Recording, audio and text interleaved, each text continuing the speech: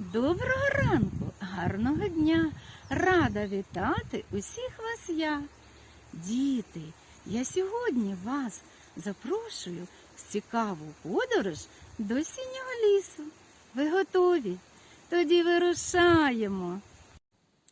Ліс чарівний восени, жовті клени, ясени. Ліс – це диво, ліс – це казка. Тож ходімо в ліс, будь ласка. Трави, ягоди, грибочки, в нім чарівні є куточки. А навіщо ми ходимо до лісу? Ми в лісі відпочиваємо, збираємо гриби та ягоди, слухаємо спів пташок.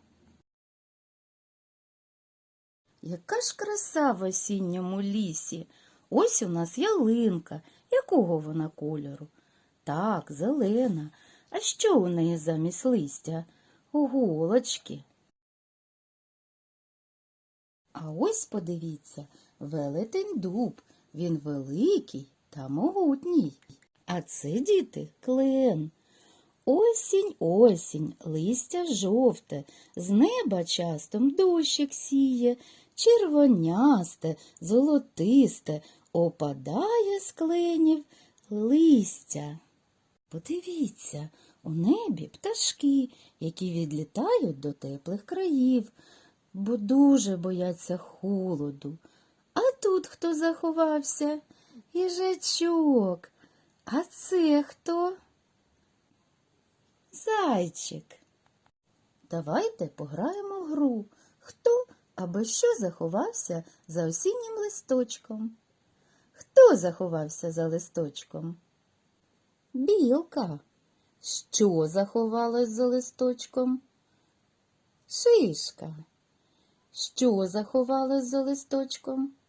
Каштанчики. Хто заховався за листочком?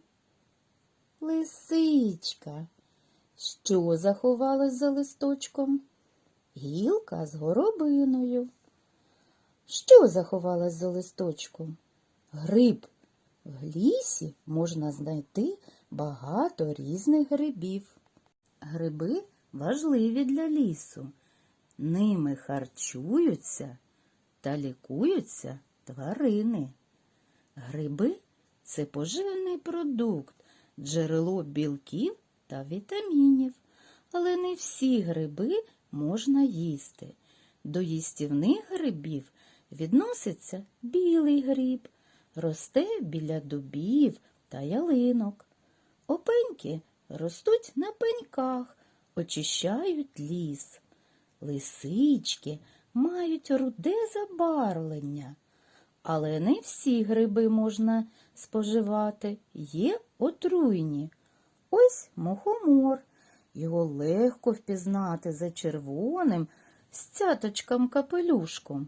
Бліда поганка теж отруйний гриб. Кажуть, всякий гриб в руки беруть, та не всякий у кошик кладуть. Тож пам'ятайте, діти, що збирати гриби можна тільки з дорослими. Ось і підійшла до кінця наша подорож. Пам'ятайте, природу треба любити, бережно ставитись до неї.